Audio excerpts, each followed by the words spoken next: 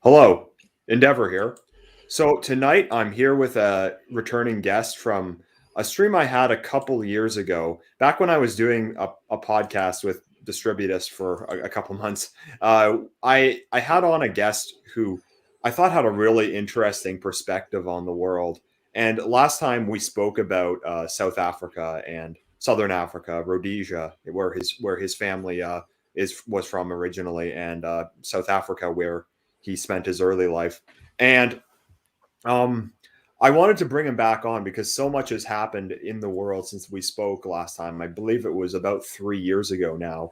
And I wanted to get into what has happened in the world since then. So my guess, he goes by the name Eldr, and he's on Gab, but he doesn't really have much of a social media presence.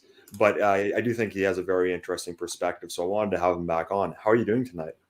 Thank you very much for having me back on. Yeah, I'm doing great. Since last we spoke, a lot has changed. I've changed countries. I'm having a new child soon, so everything is looking positive for me personally. Okay. So last time we spoke about your life in South Africa, and I guess for people who maybe didn't hear that first discussion, I mean, my channel's grown quite a bit since then.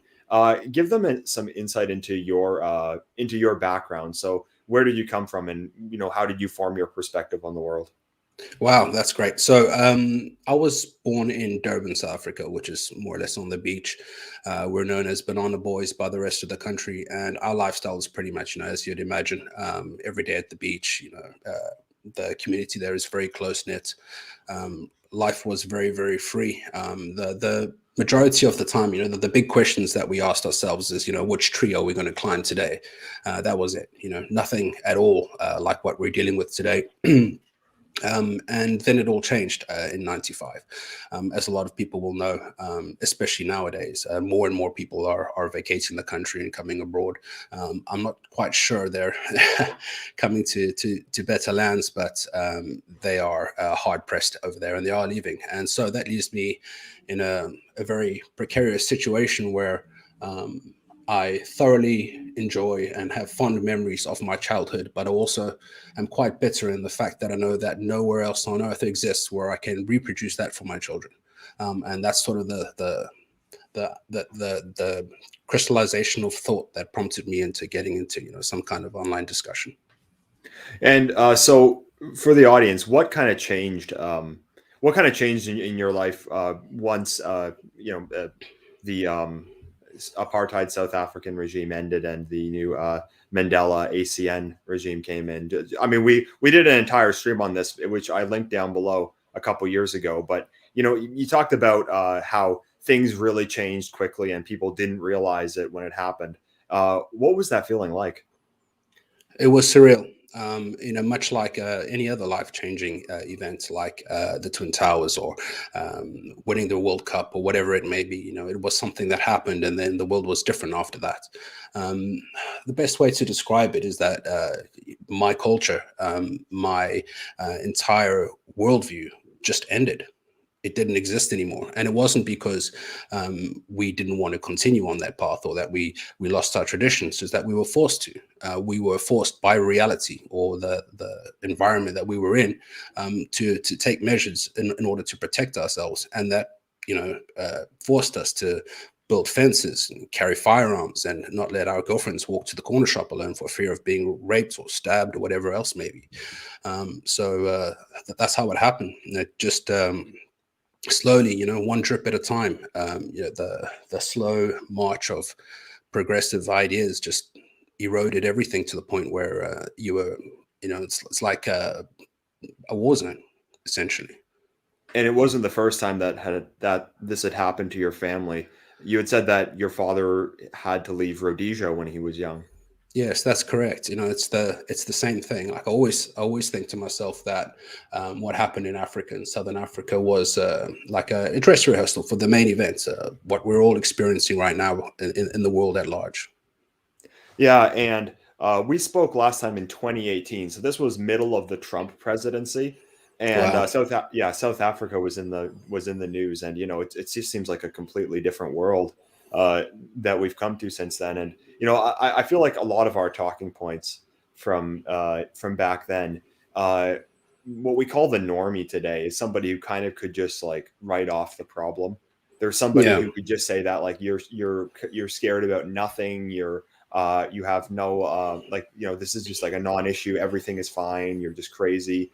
Um, and I mean, I'm not saying that we've won everyone over since then, but I feel like since then, what's happened is that there's just all this pressure on people in society to like take a side, and you can see this with, and we got to be careful here with the words that we use. So we're going to have to like use some euphemisms, but with like the illness that's become the biggest thing in the world, it's an issue that you can no longer just say like you that it doesn't matter. You're forced to like take a side on that. Then there's like things like BLM, which happened last year, and the just like all the race problems, which we've talked about for a while, but those have just become a lot more real. We see with things like Rittenhouse and the new trials that are going on right now, and even the terrorist attack in this just yesterday or Yeah. today rather. It's incredible that these issues have kind of been something that everyone is now being confronted with, and they're being forced to take a side. And all the powers that be are just like pushing them, saying that you have to come down on the side of the zeitgeist or else you're a bad person. So it's just become so much more real for everyone. Like all the issues we were talking about a few years ago, we of course the big illness came out of nowhere, but it seems like the political kind of war that we're in has just become real for everyone now. Yeah, I agree. And we've got to be careful. I empathize with what we would call the normie. I think it's a value judgment of sorts. Like that they've built this worldview that their ego rests upon this kind of framework, and anything that undermines that will bring about this intense existential angst. What we see in some of the footage of people throwing their toys out of the cot, and it's very, very difficult to find the courage to face something like that, unless reality is that bad that you're forced to make a value judgment and choose the lesser of two evils. And I don't think we're quite at that stage. So the more that the heat turns up, I think the more people will come over. But until that point, that threshold is met, I don't think people will listen to debates. I don't think it'll work. I think it'll push people to the extremes. I don't think that a lot of people have experienced the world enough to understand that it is critical to have whatever ideology or model of the universe that exists in your mind reflect reality correctly. Until these things sort of align better, I don't think that ratio is going to change very much, and I think we're going to continue down this path for a while longer. Yeah, I definitely don't see it getting any better anytime soon. But I mean, like one thing for me with that that's changed enormously. Last time we spoke, you talked about how you had to leave your country, South Africa, the country of your youth, and how it just completely changed into something unrecognizable. Back then, I could never have imagined. I mean, I was talking about all the problems in Canada. I was already awakened to things like the Great Replacement, to demographics, and to certain people in control of certain institutions. I already knew all about all that stuff, but I never could have imagined what has happened since then. I actually did go to do a work contract in Eastern Europe, and I never could have imagined that like back in 2019 after I just finished that first work contract that and I decided to do another one just as this illness was starting. I'd be in effect like I'd be almost de facto prohibited from even entering my own damn country again. I mean, it's Crazy. incredible. Yeah. It's something that and then now that it's happened, like I try to imagine what life was like in 2018 2019 before all this happened. And I mean, I certainly was critical about modern society even back then, but it does just seem incredible how how far we've gone. And not only that, it's not coming back. Like you can in my opinion, some people are saying that once that this thing ends, then we're just going to go back to the political dialectic that we had back, pre-illness. That's not going to happen. Like the culture has just been so profoundly changed by what's gone on in the last in the last year and a half that there's no going back. That world in 2019 is gone now, same way that the former South Africa is gone. Yeah, I completely agree. And there's a number of things that you mentioned there that is quite worth digging into. One of them being how quickly society can change. And if you look at that, that's a huge weakness. It is, it could happen such that, the change is positive, but, the odds of that happening, it's not something controlled. But if you have a look at the kind of societies that remain stable over a long period, you're looking at like the tribal societies in the Amazon, etc. And the reason, in my opinion, why those societies or cultures are so stable is because they have such a huge skin in the game. They have to go through these immensely painful induction ceremonies or initiation ceremonies that cause them to invest spiritually, in the case of that trauma, into taking part in that society. So they wouldn't necessarily do anything to have that happen in vain. So they maintain their society according to what they've been initiated into. And that's something that we miss, unfortunately. And that's why we're so open to infiltration and false flagging and things like that, is because it is too easy for people to just hop onto our culture and then subvert it from within. There is no initiation ceremony. There is no skin in the game. You don't even have to own property to be a part of the culture or anything. Another point is that we're the framing of the people who won't who think that we'll just go back to the previous dialectic. Their framing is all wrong. That they're completely caught up in shadows, smoke, and mirrors. The worldview that they're seeing is completely inaccurate. And that's because they're missing the link between themselves and the environment. And what I've experienced in my life is that two things. First is that natural law is something that inhibits people, in terms of what ideas they think are viable.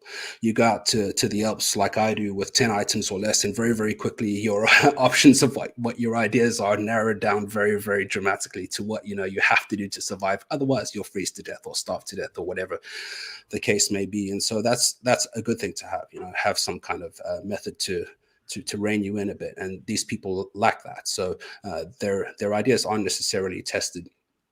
And so they're open to all this kind of manipulation and ideology that completely fogs their mind. And another point being, when you're in the environment, the things that you create in turn, like it alters or shapes your behavior. So culture is one of those things. All the inventions that we make, all the poetry or art that we create, in turn forms us. And when you get stuck in the enemy's narrative, or you do not create, or you abstract yourself out of existence into online realms, no mark of you or your people exist in reality. And so you're not formed by it, and you're stuck. No matter what you do, no matter what you discuss, no matter what ideas you have, you're still swimming in the pool of the enemy narrative, because none of your creations are causing any ripple effects that in turn form you.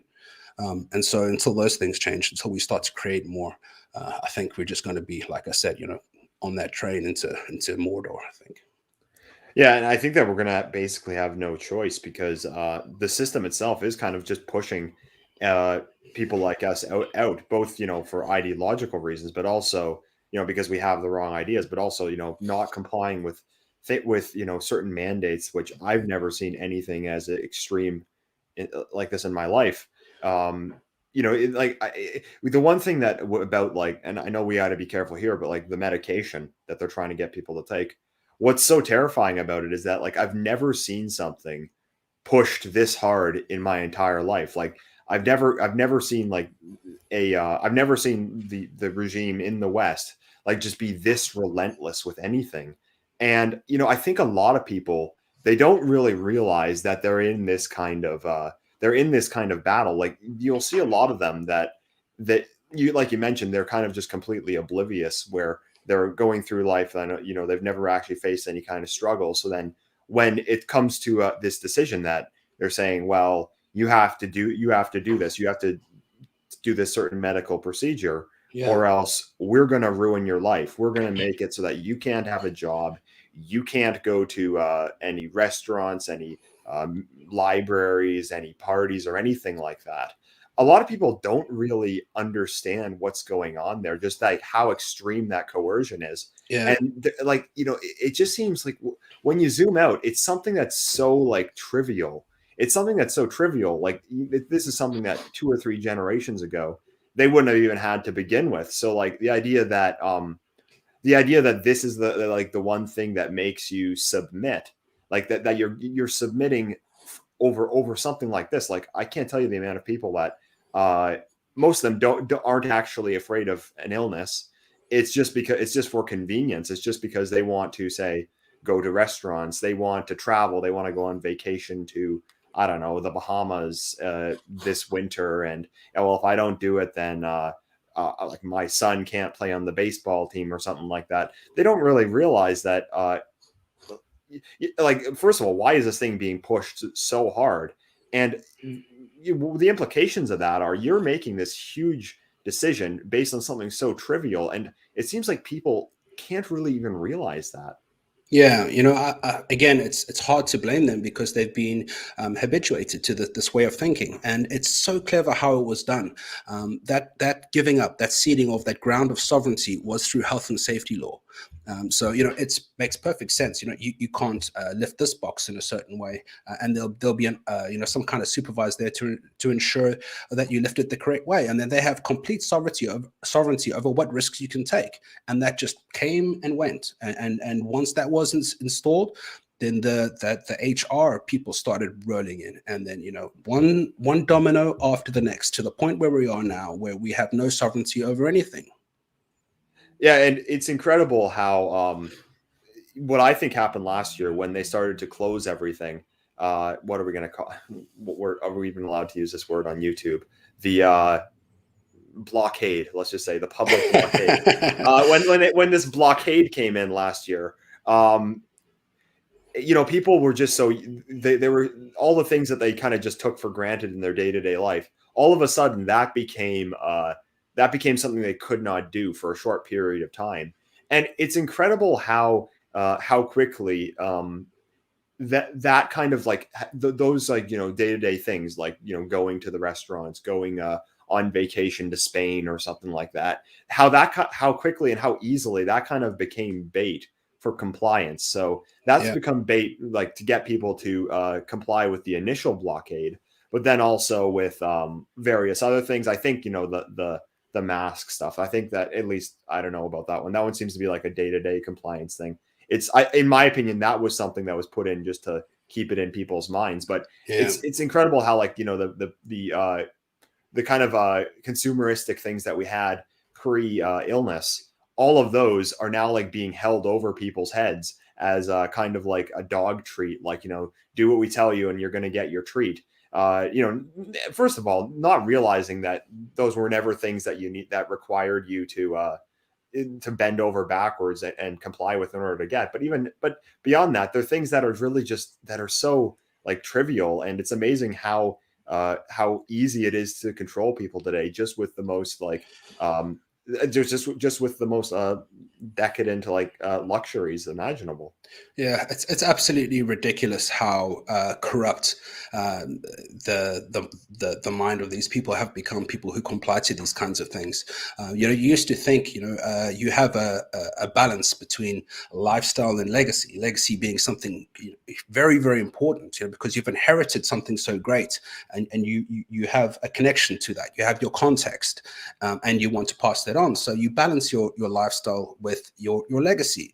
But now we've taken legacy off the table because that's something to feel guilty of, and all you have is its skeletal cousin, work.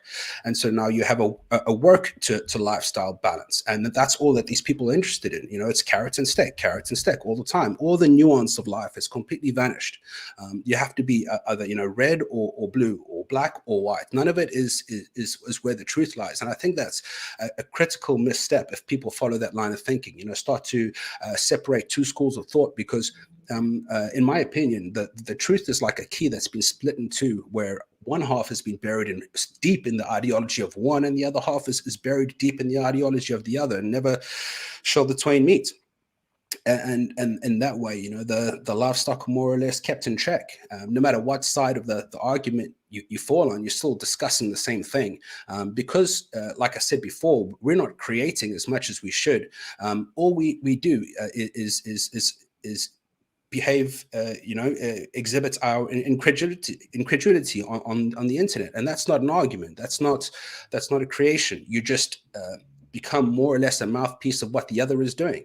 If you think about it in terms of military strategy, if you have two generals operating in the way that we are, it's laughable. One general just complaining to his soldiers about what the other one's doing without taking any action himself. It's unheard of.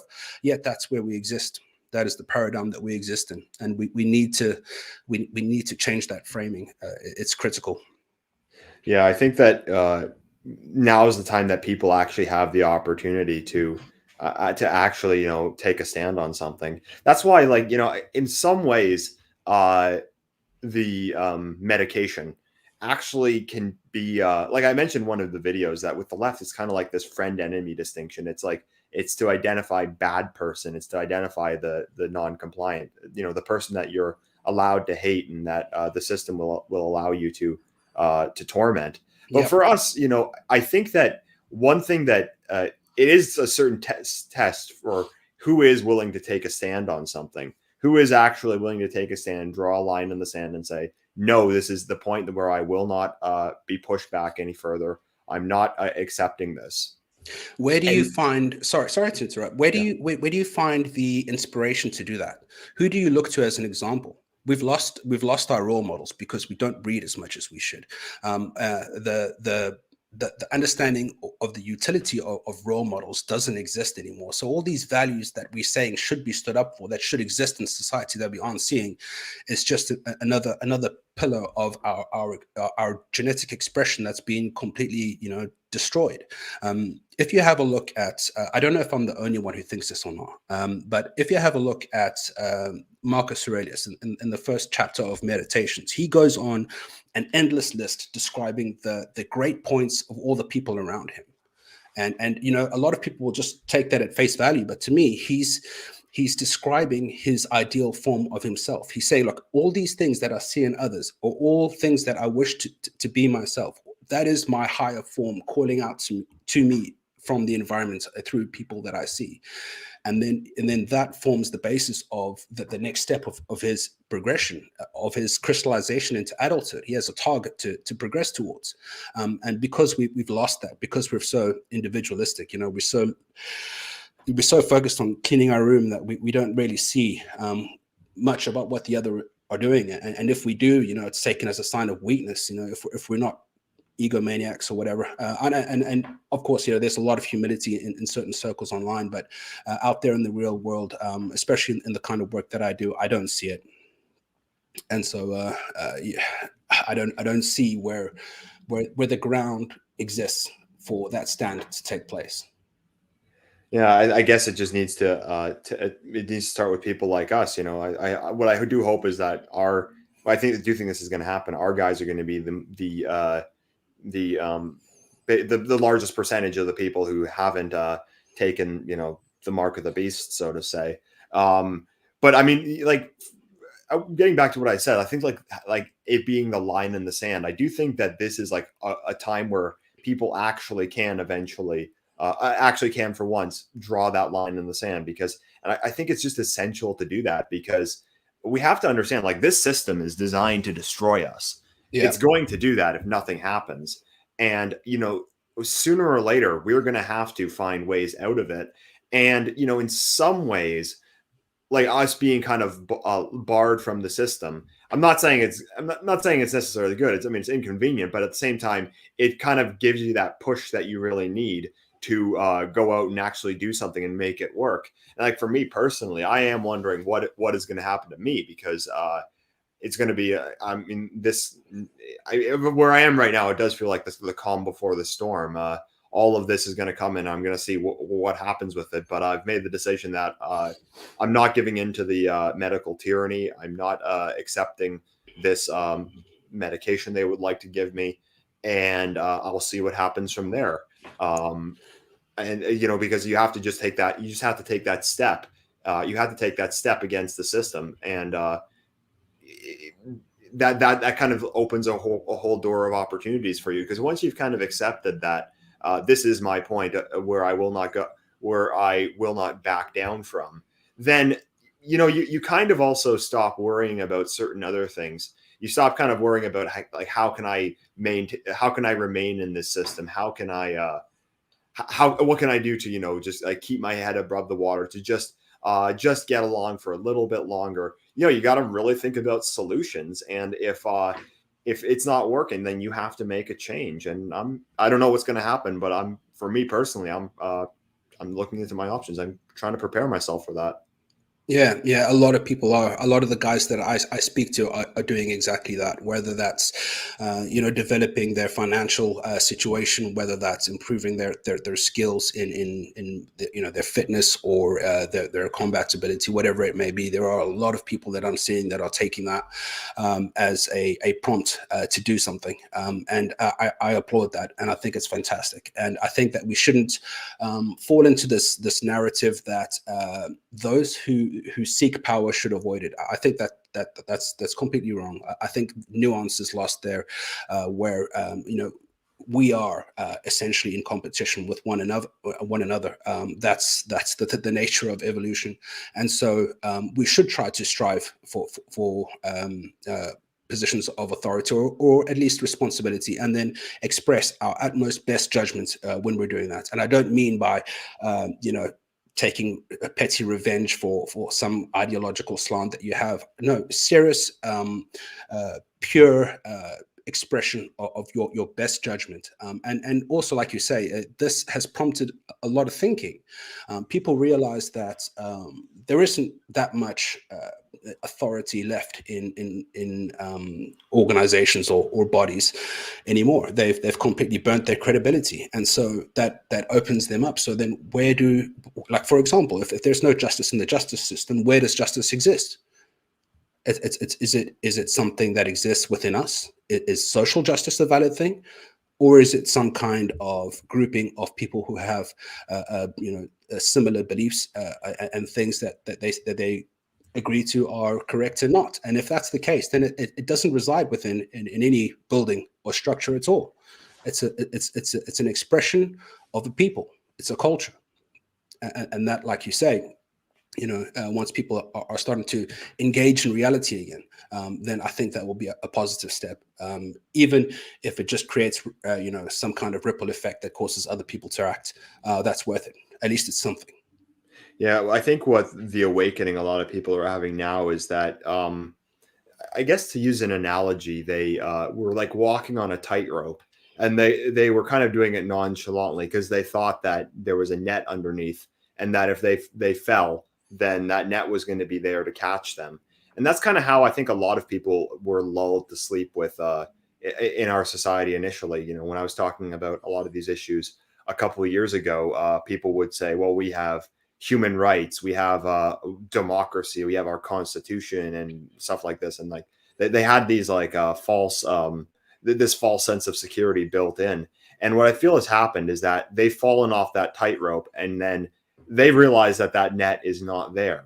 So all of these like rights that they thought they had, all of these laws they thought protected them, and all these ideas that they're told like about why Western society is free, and why like a travesty can never happen here.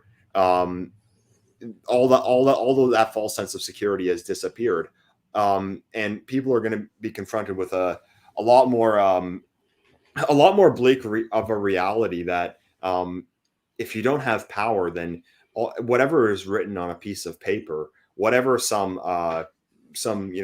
bureaucrat, some politician claims, any like abstract ideals, those don't protect you in a world where the people in power don't believe that you have these rights and are openly hostile to you. And I think that maybe there is still kind of some delusion in some people. I think that if we're just sensible, if we just like use our rights, if we just vote them out, then they'll back down. What's incredible is just the amount of like this whole campaign that's going on right now. What one thing I've just found incredible about it is how efficient it is at just crushing anything in its path. So you'll see like several jurisdictions, kind of go against it for a short period of time. Like you'll see a country like Denmark or Norway maybe abolish their blockade rules, restrictions and stuff for a time being, but then just the amount of like power that this system has to just lean on them and to get them to comply and get them to force this agenda through. I've just been amazed at how relentless it is and just how the amount of political power behind it. And it's something that we're going to have to confront because there is no like system in place. There is no like abstract set of rights that's going to protect you from that. At the end of the day, it is just it is just you up against a system and an elite who really just want you dead. Yeah, it's essentially an arms race between resoluteness and emotional blackmail. The more you're stern in your thinking, the more that you don't change, despite their manipulation or their pricks and barbs, the more they'll increase their efforts. And until it's over, it's just going to get worse. Whatever works. Like they don't care about any of this. None of this going on is of import, other than the effect that it produces.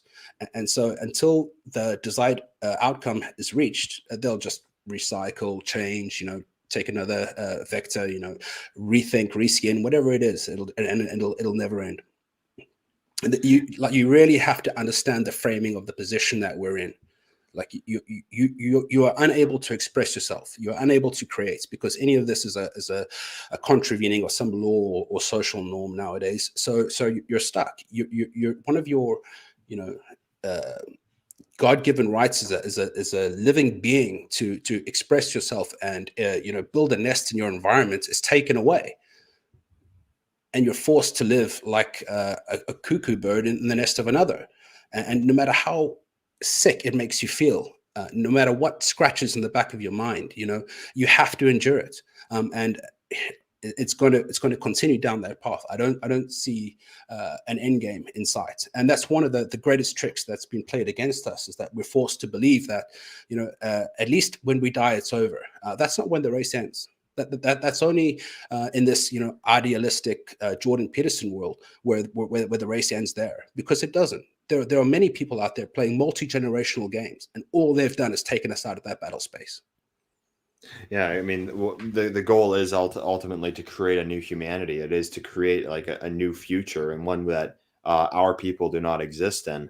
And like you said, they're playing a multi-generational game. The goal is not only to kill you; it's to kill your entire civilization, to end Western civilization as it's existed throughout history, and to kind of replace it with this new globalist rule. And like they're playing for keeps. I feel like I mentioned earlier just how aggressive this medication campaign is. It really is quite incredible, and like it's just there's no sign of it slowing down. Like they're dead serious about all of this. And I'm someone that my working hypothesis over the last couple months has been that and I got to be careful what I say on YouTube here, but it's been that this has all been like for this digital ID, kind of like this passport system, basically to create a something like a social credit system in the Western world. But I'm actually starting to even question that, because you just have to look at how relentless they're being with this medication, and I feel like there's something seriously wrong going on here. Yeah, I mean they've got the philosopher's stone, the ultimate cudgel. They have the most righteous tool that they could possibly dream of, and so whether it's to be used for any kind of end or not, they've got the tool, and they're just going to wield it. End of. Well, yeah, I mean, what they've done basically is that they've either convinced people that they need to be afraid, but I don't even think that's working. I kind of think that at this point it's just like this. It's just compliance, really. And the other thing that I find amazing is how they've been able to successfully turn, maybe not the entire public, but definitely the because I'm not someone who really puts that much stock into public opinion, but they've turned the mood of society just like against a section of the population, the non-compliant, so quickly that you really have to wonder what their plan is in this with this long term. I made a video which was actually banned from YouTube, which I started that video by reading out a paper, the front page of a newspaper, the Toronto Star, which the town that I'm from. The front page of the paper basically said that if you don't comply with what this tyranny is trying to enforce right now, then you're essentially deserving of death. We don't care if you die, and we pretty much think that you're a terrible person and you get what you deserve. That was on the front page of the newspaper, and you have to think like, we're going to really find out what it's like to really be dissidents. One thing I've said is that we use the phrase dissident right. I think that 2021 is the year that phrase has ceased to be a LARP. Like we really are becoming like political dissidents as existed in places like the USSR. Yeah, you're not wrong. And isn't it interesting to have a retrospective look at history when we realize how quickly, like you say, people can be deployed against this group? This group that's completely okay to do whatever you want to. Isn't it interesting? Especially considering what the claims of these people are, and you can see right through their hypocrisy in a heartbeat. Well, yeah, there's all these people that throughout their entire throughout their entire lives, even like some of my family members I know, throughout their entire lives, they talked about like freedom and about about World War II and the mid-century Germans, and they read like 1984 and all this stuff, and then when push comes to shove, they are the exact things that that they claimed to be against their entire life. The very things that they like they claim that their values are the antithesis of that they will never allow to happen. And it's just how incredible how quickly this system has been able to turn people into that. And when it's right there in front of them, they've been warned their entire lives of authoritarian governments and scapegoating people and all the entire World War II propaganda that we've been given over the last 75 years. It's just incredible how quickly the people that consume that are able to just flip on a dime. And I really think it's just because, the masses are just so easily led. One thing I've kind of given up on is the idea of populism. In the 2010s, last time we spoke with the Trump movement and things like Brexit and various other populist leaders in Europe, a lot of us had a lot of hopes. We thought, things are getting bad, but we got like this momentum going. The people are kind of like changing their minds. I've kind of just thrown that out the window because you just see how malleable the public really is with this stuff. And what's incredible is that like none of them are even afraid of this illness. It's like they're being rallied against people who are simply just non-compliant. None of them give a damn about health. Yeah, hopium is a hell of a drug. If you have a look at communism in the USSR, for example, do you think it's possible for any kind of forethought to have stopped that from happening? Because I don't think so. We know that people don't learn from other people's mistakes. We know that people only learn when they put their hand in the fire. That's just human nature. And so I think until things have played out, until the cards have fallen and we know where we stand and we're on the other side of this thing, I don't see that there's any way to avoid it.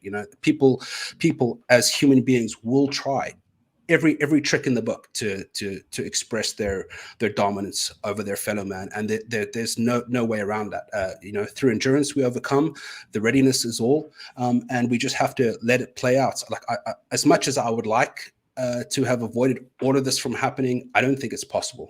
Only in retrospect can we move forward, I think. Yeah, I think like looking back, like to a couple years ago, people were just so lulled to sleep. They were just so like docile and so like caught up in the consumerist lifestyle that there was just no way that they'd be able to resist what has come in the last couple of years. Like I think it was just a cakewalk for them, like just how easy it was for them to basically take over and instill this new regime in effect. Yeah, and it kind of makes you wonder, like you said before, what the end game of all this is, because all it's doing is forcing people back out into reality to go and find a way forward. Like they literally have no other option. So, like, wouldn't it have been better for them just to remain in that lulled state? Yeah, that is what makes me think that this stuff is serious, because for all the blackpilling things, like, this regime has taken a huge credibility hit. Like, there legitimately are a lot people are genuinely a lot more skeptical about things like media, even now about like health. Like, a few even for like 2 years ago, well, I never believed anything the media, the universities, or the government said. I still trusted doctors. I still actually thought that the medical establishment was something that was trustworthy. Now that's something that, in my view, has been discredited, which is even more terrifying, really. Yeah, But they're putting all their cards on the table with this push. Like, if this doesn't work out for them, I mean, just imagine what's going to actually happen to this elite. And what, I'm not going to Fed post on YouTube here, because I'm already on thin ice as it is. But like, just imagine, like, it's not going to be very good for them. no, definitely not. And then that's why I think that they're all in on this, and that's why I feel like the push right now, like, it is the time to take a stand. It is and you're not even asking people to do something that extreme just yet. You're just asking them not to comply with this one rule and to see what happens. But I feel like that has to be done, because um, they're going all out with this one, and that means that there has to be something big in the works. Yeah, yeah. I'm worried that that might be another one of those false finish lines where we think like this is the one, so let's in turn throw all our best effort at it right now, and that's not also to say that it's not the case, but I wonder, I do wonder, either it's like all this is being done in the name of science and rationality.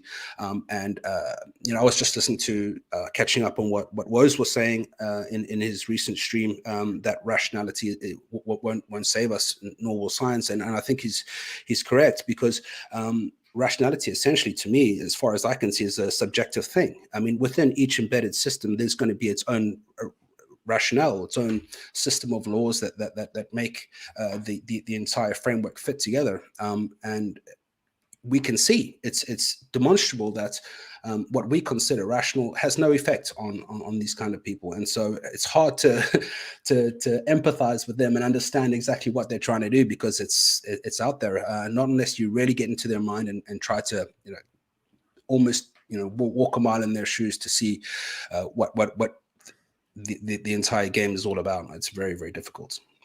Yeah, I mean, speaking of rationality and science and reason and evidence and stuff like that, I mean, we can just throw that out the window as well, because none of this stuff is rational. Like, is it rational that you have to, like, put your mask on when you walk into a restaurant and take it off again once you sit at a table? Is it rational to post on Facebook about the recent medication you got? I mean, whenever I took an aspirin, I never posted on my Facebook profile, I took aspirin today. I mean, none of this stuff is rational. It is all like pseudo religious. And that's why I feel like the cult that they've built up around this illness is so terrifying, because it has been used to dehumanize people. And, your next door neighbor, maybe they were a bit like of a shit lib earlier, but ultimately you never thought of them as a person capable of being cruel.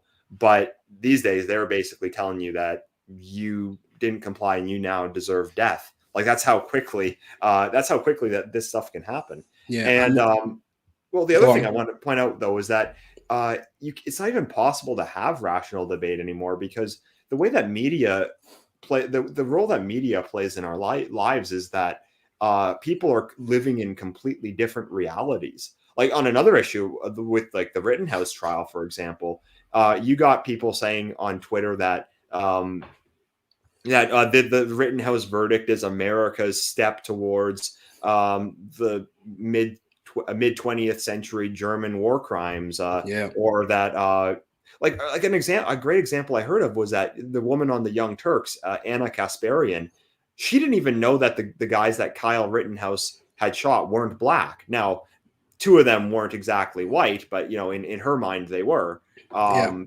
But just imagine that as somebody who is supposed to be like in the media, someone who's supposed to be reporting facts and informing people about the world, who didn't know such a crucial detail about like she was under the impression that they were all black. She didn't know this crucial detail about this massive story. This person is living in a completely different reality than any of us. So it's not even a matter of us arguing over it's not even the matter of us arguing over what's the correct answer to a question. We can't even agree on what the question is to begin with. So like the idea that you're going to be able to get through to people on by presenting these rational arguments, that's all gone out the window. Like you're dealing with something else now. Yeah, I completely agree. The reason why that critical detail was left out is because it serves no purpose. Absolutely no purpose. And I wouldn't say they're living in an alternate reality. I'd say they're living in an anti-reality. And that's what I said before about why debate won't work, is because so much of their worldview props up their ego. And like, okay, if you replace your identity with an ideology, any criticism of that ideology becomes a personal attack. And therefore, you'll get the response that you do. Like I said before, every embedded system has its own rationale. So these kind of people will face almost death, cold in the face, before they change their worldview, because changing their worldview collapses the ego, and they have an ego death, which is a huge existential crisis. And they don't have the courage to face that because they haven't matured into adults. They literally have no option other than to labor under their delusion. And the problem is that because we're, like you said, trying to discuss this all these crazy things that are happening with incredulity amongst ourselves, it's completely pointless. We're wasting our time, and it serves no purpose to them. Nothing's getting through. Nothing will ever get through. Essentially, what we need to do is take perfect responsibility for every aspect of our lives. As an outcome of the things that we've discussed, we can tell that there is no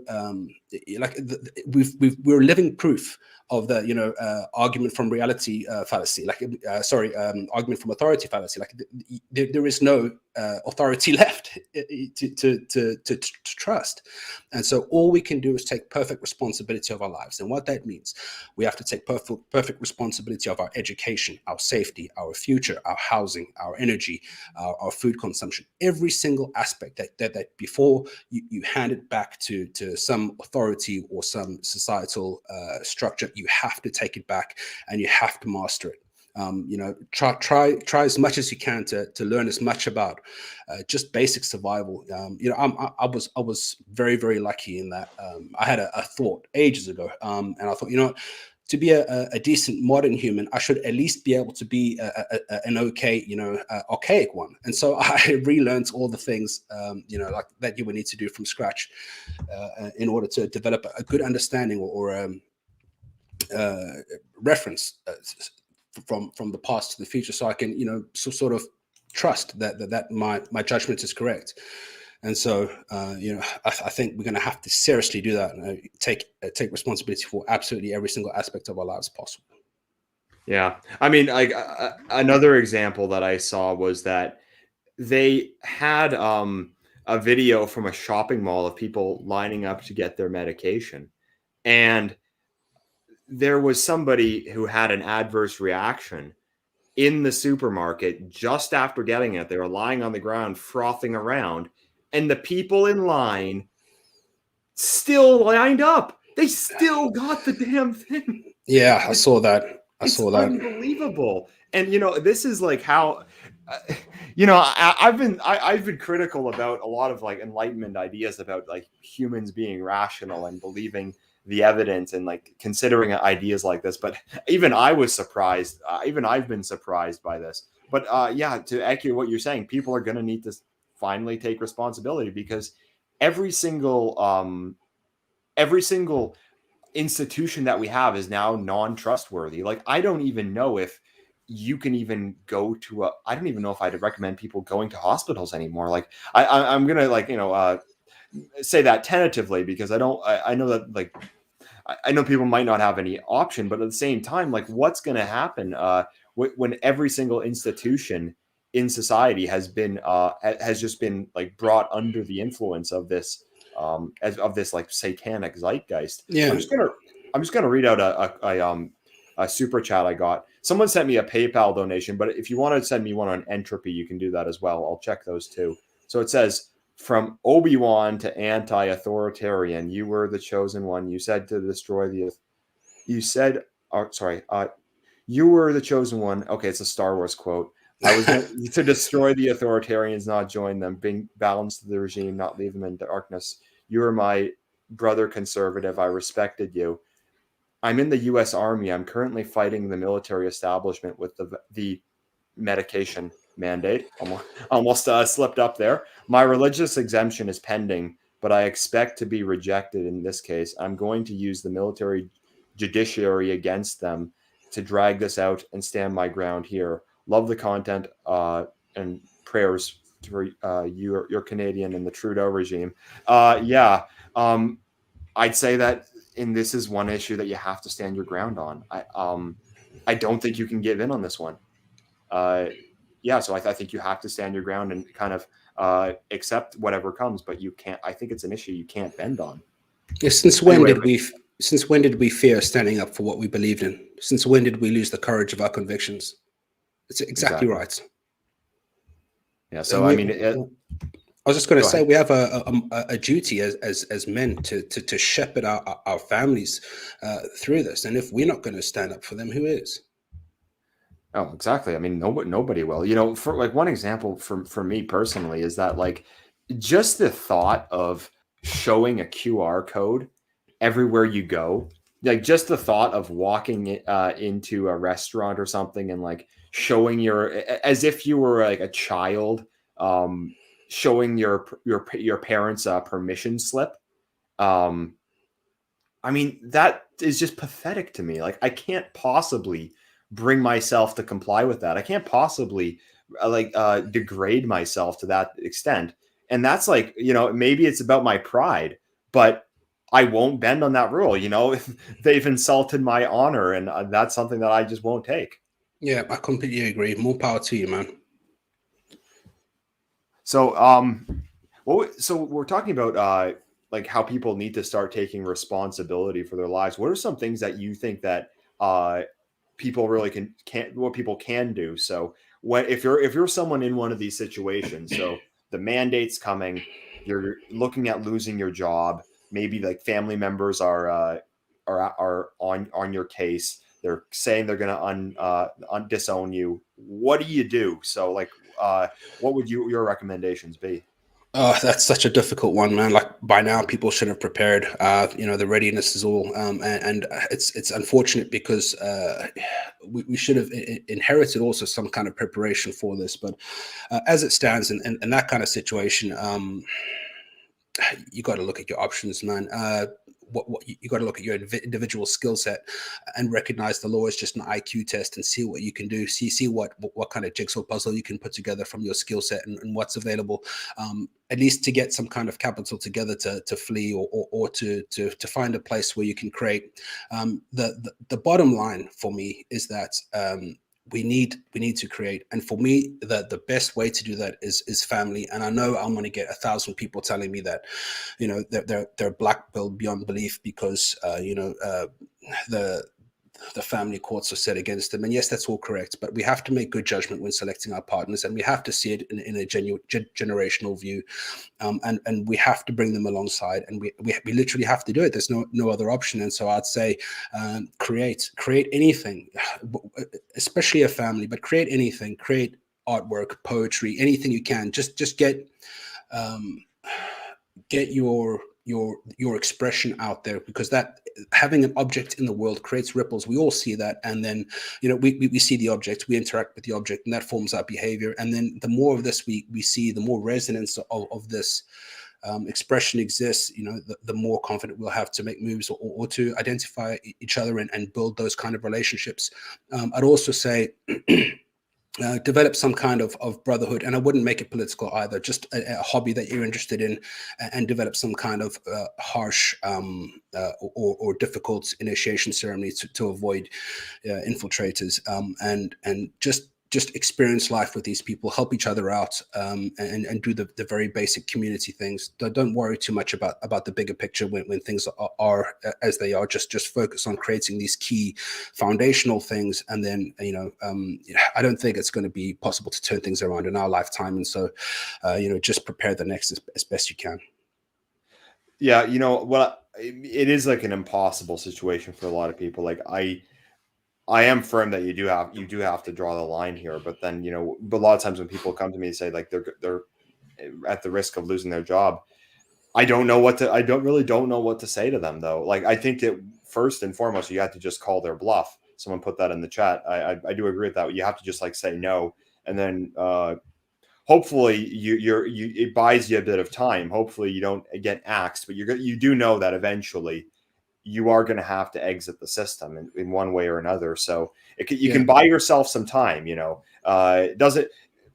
I don't think that we have to be. I think that we can still use like the system to our advantages. Don't play fair with them. Don't follow rules that are designed to destroy you. That the system's parasites, the system's enforcers, that the rules that they don't have to follow. Use it to your advantage, but I think though that first thing is buy time, but then also I think you got to get into contact with like-minded people. So like, there's going to be lots of people out there that aren't going to give in on this issue. I think you got to get into contact with them in some way, because the biggest problem people are going to have is being not only locked out of the system, but being locked out alone. I think that is like the most frightening scenario, really. So I think that it's very important to get into contact with, like, even just a few of your friends. Find out the ones that aren't going to take it, and then then go from there. And I'd say start to look at new things that you can build. Can you guys start a business of your own? Can you buy land somewhere? This is the issues that we really need to ask ourselves. Yeah, just to bring it home to that audience member's particular case. I mean, if you've got military experience, the private security industry is only going to grow. If you think about how bad things are getting, people are going to need protecting, and there's going to be loads of people in your position, who are very, very skilled, who are upstanding people, who are hardworking and loyal and reliable and have a good head on their shoulders, which sort of is the reason why you're not taking the thing in the first place. And then I think that'll make you highly employable, and especially in some circles. So I wouldn't be hopeless, and I'd seriously consider whether you want to pursue private security rather than make a big hoopla in the military on your way out, because that reference might just be the key to your success. But use it, and like I said before, everything is in the nuance. You can't just blindly make a stand and die on a hill that serves no purpose. Choose your battles. Be smart about these things, and if that means you take your easy way out now, and you develop into another area of industry, and then do something when you've got a foundation and a strong hand to play, then I'd say that's the wiser strategy. Mm-hmm.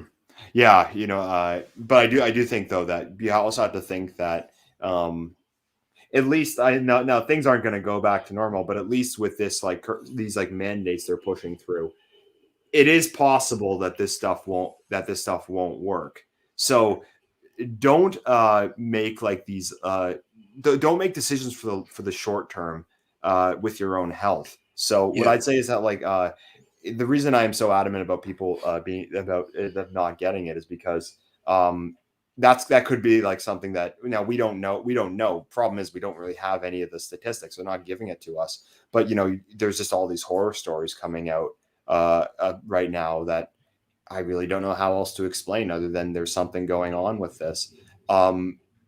If you make that decision for the short term, and I understand that it's looking like it's really desperate right now, but just think about if we're able to at least beat these mandates and kind of get on a more stable footing, then you'd be in a lot better shape you didn't have these these certain health issues that may possibly occur. So I'm not making any claims about it because I there's just not enough information out there. But just the more I look into it, the more frightening it really does seem. Yeah. So I do think that you just have to. I mean, I'm sorry to say this, but we don't have a lot of answers for it. It's just something that we're going to have to deal with. It's kind of like if you're if you're flown out in an airplane to like the middle of the into the middle of a lake, and you're dropped into the middle of the lake. Well, can you swim to land, or are you going to drown? Well, you don't know, but you're dropped in the lake regardless, so you have no choice but to try. So I kind of Yeah. think that's the situation that we're in right now. Yeah, and also, that not everywhere in the world is the same. There are places that are looking to be, champions of people who refuse to take the thing. So, look into your options and be wise.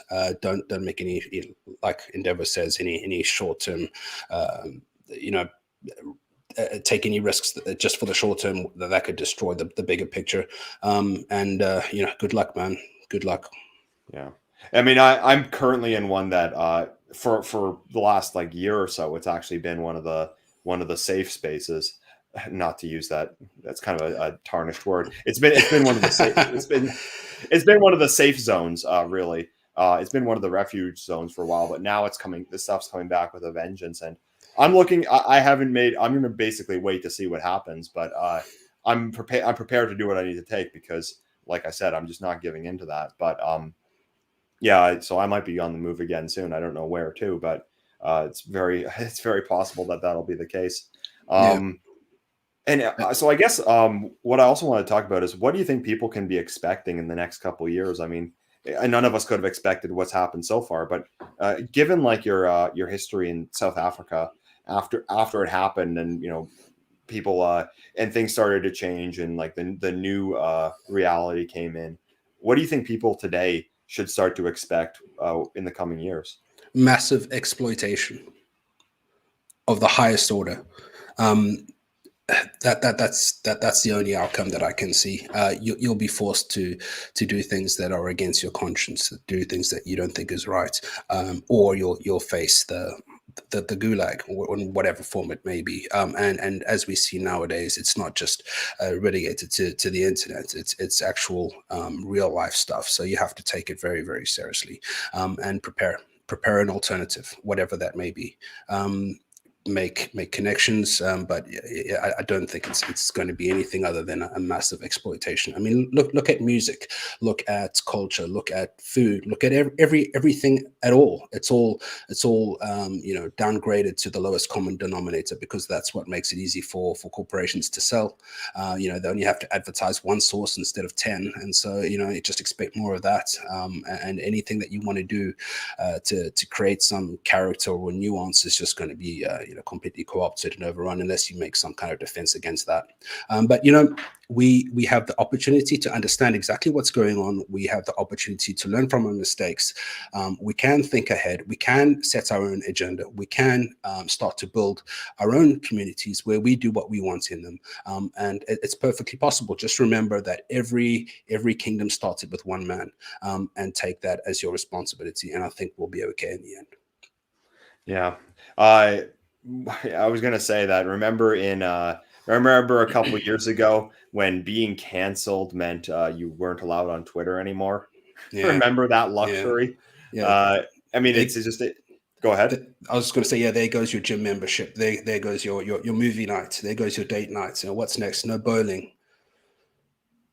I mean, yeah, it's no job, and who knows? Like in certain countries, uh, it's going to be like illegal not to comply to this stuff. So, Yeah, and then and it's then yeah. and then you're forever trapped in the enemy's aesthetic. You can never form yourself. You'll never take part in that engagement between you and your creations and the environment, and reforming yourself. That entire crystallization of a culture, of a thought, of a line, is completely lost. So Yeah.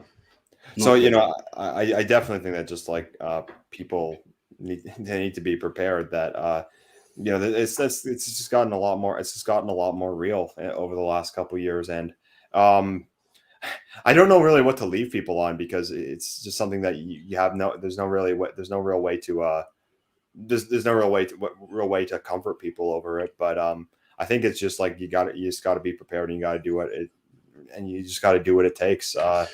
We're in kind of a situation where, you know, will you be able to make it out? We don't know, but you're in it no matter what. So you have no choice but to try.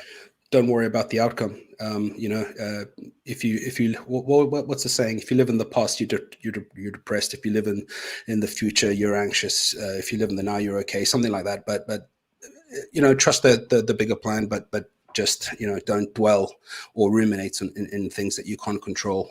You know, develop your spheres of influence and go from there. It's an arms race, you know. Somebody's going to win in the end, and you can either take it seriously and honor your people in the face of certain defeats or not, or you can just, you know, be nihilistic and black-pilled and do nothing about it. But certainly, you know, just cleaning your room isn't going to do anything. So make a decision. I think is the takeaway. Make a decision. Mm-hmm. And I will say that I do think that in the long term, a lot of this stuff isn't going to work. I think that their vision for the world is not actually one that is workable in the long term. I don't now, you know, I don't want to be overly optimistic, but I just see how a lot of this stuff, a lot of it relies on kind of this process, kind of like getting people to go along with it. But then it seems like for them, along the way, that they just keep like the problems for them really seem to be building up. And I ultimately do think it will fail. However, it's going to do whatever it can. Basically, well, it's going to do a lot of damage, and, you know, it's going to do whatever it can to destroy us if it's not actually going to succeed. So, Yeah. you know, I do believe that, like, there is a future after all of this. I do think that ultimately their vision for the world won't succeed, but I think your responsibility is you need to be there for when it all comes down, so that you can rebuild again. Yeah, exactly. And rebuild not with the past in mind, but with the past as inspiration. I think the whole idea of conservatism is more or less a poisoned well now. You know, the framing of that entire concept, I think, is flawed to me. We should never be looking at the past as some kind of ideal, but as inspiration. You know, our context is a bridge. You know, we should seek to be judged by our children as the bridge for the values of the past to cross through the breadth of time. And that means create with the past as inspiration, not revert to some golden age that may or may not have actually existed. Yeah, I mean, there's definitely no going back. And even even technologically, even if everything like falls apart, you know, there's no erasing the history of the last 75 years. There's no erasing the history of the last 2 years, and the history of what will have happened in the coming years. So it's going to be with us for a long time. You know, so I think that ultimately, like you said, you can't like look to the past as something to recreate. But ultimately, I actually am somewhat optimistic that there is opportunity in the future, that being given an opportunity to actually build something new to replace kind of this wretched system that we currently live under. You know, I remember 3 years ago when I was speaking about all these problems. I mean, I was really critical of the system, but is that something that I want to go back to? If, you know, you could just revert to 2019, and not really, because, you know, that was an empty society. That wasn't really something that was worth conserving. Not saying I'm a fan of the new changes that have come in, but I think that it gives us, we've been given a lot better of an opportunity than we will ever have to fundamentally change the society that we live in. I think that, you know, people are going to be more open to an idea that, you know, it's not just with this one issue, that there just needs to be a completely different way of seeing the world. Yeah, exactly correct. If we have an honest retrospective view at what's happened so far, you know, we can see that there've been flaws. You know, there's been weak points in our culture that has allowed this cancer to come in and destroy us from within, and that's something that we can absolutely identify and correct for. And like I said, each kingdom starts with one man, and as long as there's one of us left, that's enough. You just got to do your best and express yourself as best possible at all times. Just one more thing, just to get my point out. There's this. I don't believe there's any such thing as excuses, whether they're justified or not. The outcome is the outcome. What is, and so. Any kind of time when I see men saying, "Oh, I've had a hard life, so that's why I'm a drunk," or "That's why I'm not doing this or that," it's complete bullshit. It needs to be completely wiped off the table. We have to be able to look each other in the eye and say, no excuses. We will do what needs to be done regardless, and give no quarter to any kind of excuse, whether justified or otherwise. Yeah. So I mean. There's not going to be excuses won't save you. I mean, one thing I also would say is that you can complain online all you want about the state of the world, but ultimately that's not actually going to save you. You're in the situation that you're in, and you have no choice but to go out there and actually do something. So I guess it's just what you got to say is it's time to be a man and actually go out and take a stand against this stuff, because it's not getting any better for anyone anytime soon. And on that note, I highly recommend that any of the younger men in the audience start to develop role models, start to understand which aspects of yourself you admire in other people, whether they're real or fictional, and start to see that as your final form and live as though you were that person, and try and endeavor every day to get as close to that as possible.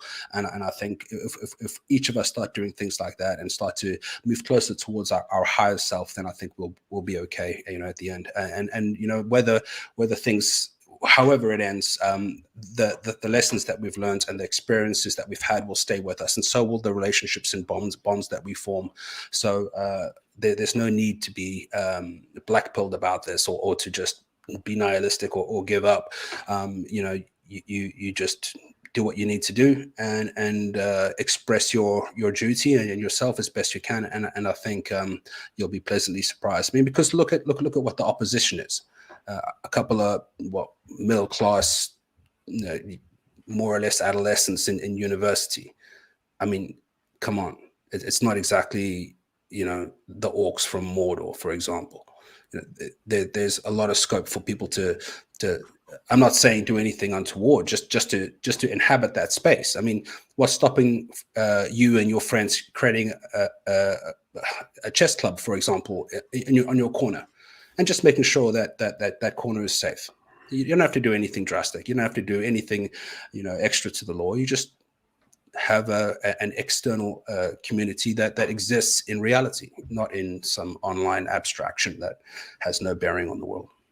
Yeah. So the way I look at it is that you have two choices today. You can either get in the pod, eat the bugs, become transgender and walk around with your QR code everywhere and your mask on your face, or you can venture into the unknown. And I'm going to choose the latter. Absolutely.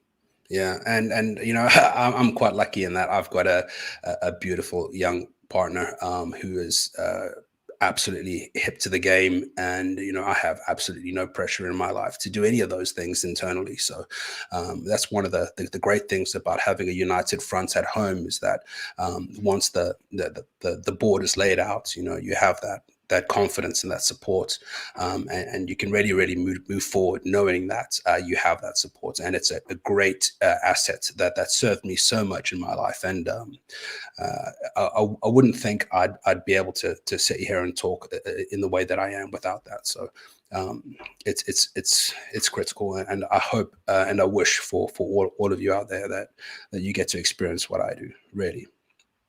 Yeah, so it's almost as if, several hundred years ago, you show up on a new Europeans showing up on a new continent, North America, Southern Africa, Australia, or something like that. But now all the ships have been burned, and you have no choice but to build from what you have. So I kind of see that as the situation that we're in. Yeah, so, and that's perfectly viable. Yeah. So Do you have anything else you wanted to say before we finish tonight? No, just thank you again for having me on. It's been great to catch up. It's crazy how much has changed, and I wonder how much will have changed by the next time we talk. Whether it'll be good or bad or more of the same. So that's one thing that I like to say. It's been a wild couple years. Yeah, and it's about to get a lot more wild. And yes, we'll do it again shortly, probably in less than 3 years this time. But I'm always interested in your takes on the world. They're always pretty interesting to listen to. All right, so I think that's a good time to finish. And thanks to everyone for listening. And I'll talk to you later. This weekend will be the next Morgoth and Endeavor's classic movies, and we're going to be reviewing Soylent Green. So keep an eye out for that. Have a good night, everyone.